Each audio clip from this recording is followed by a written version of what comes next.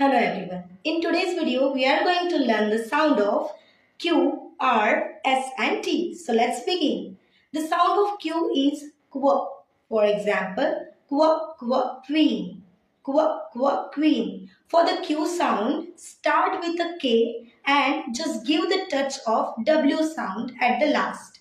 Then the sound of R is R. It's R. First of all, you have to slightly lift the tongue, but it should not touch the roof. For example, rabbit, rabbit. Then the sound of S is S. It's S. For example, snake, snake. For the S sound, you have to close your teeth and just blow the air. Thank you so much. Follow for more.